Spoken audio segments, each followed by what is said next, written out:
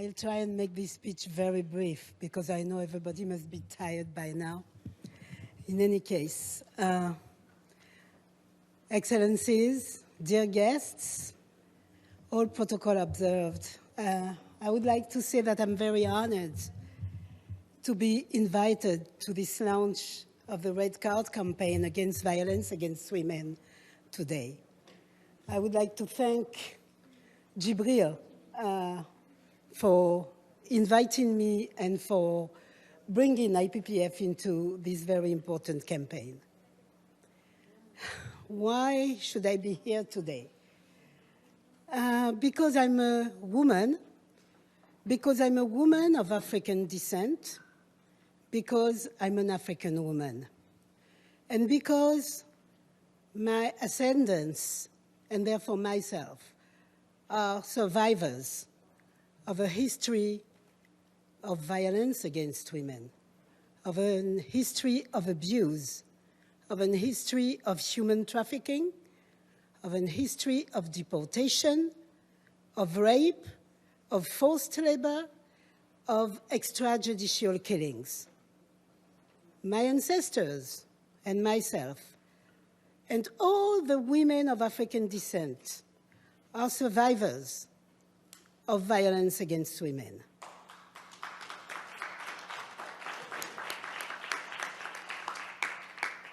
And we survived because strong women were there to show us the way, to help us to fight, to help us getting access to a good education, and to ignore prejudice by using our strength to become the African women winners that we should always have been. Our mothers, our grandmothers showed us the way to ensure that future generation of women would not be abused, raped, deported, trafficked, enslaved, or submitted to forced labor.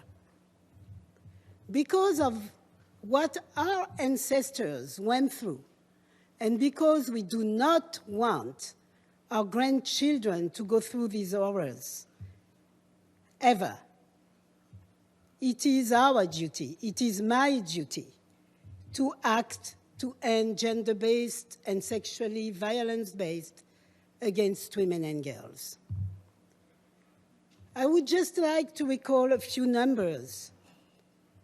At least 200 million women and girls between 15 and 49 years of age have undergone female genital mutilations in more than 30 countries. In most of these countries, the majority of girls were cut before the age of 5. Worldwide, 650 million women and girls were married before the age of 15. Adult women account for nearly half of all human trafficked victims globally. This is why I should be here today.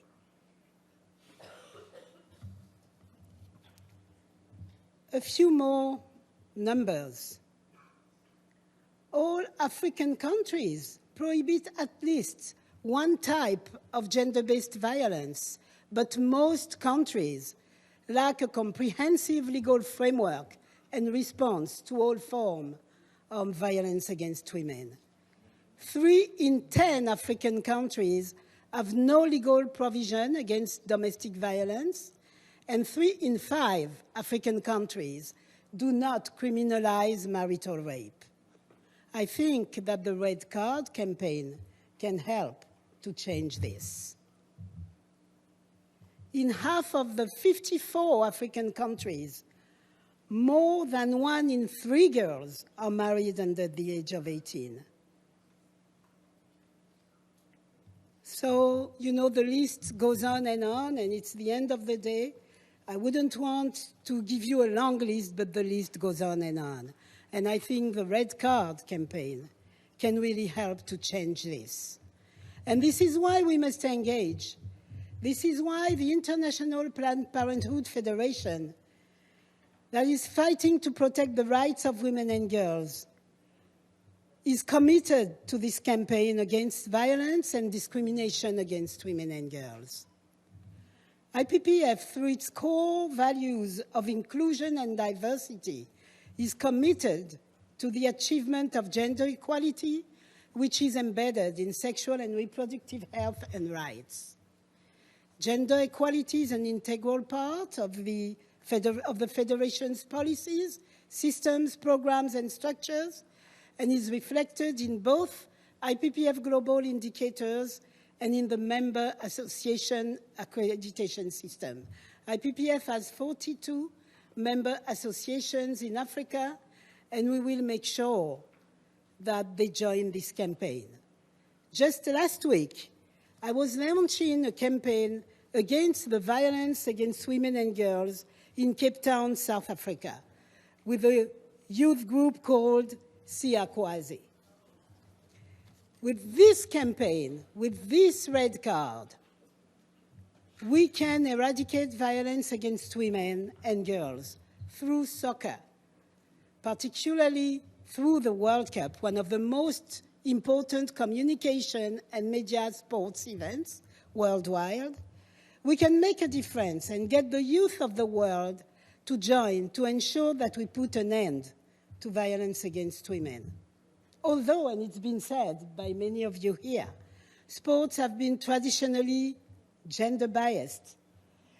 But women have become so good at some sports, and at soccer particularly, that men are now recognizing that they can be strong. And the last soccer cup, men and women equally were in front of their TV or in the stadiums to watch this soccer World Cup of women.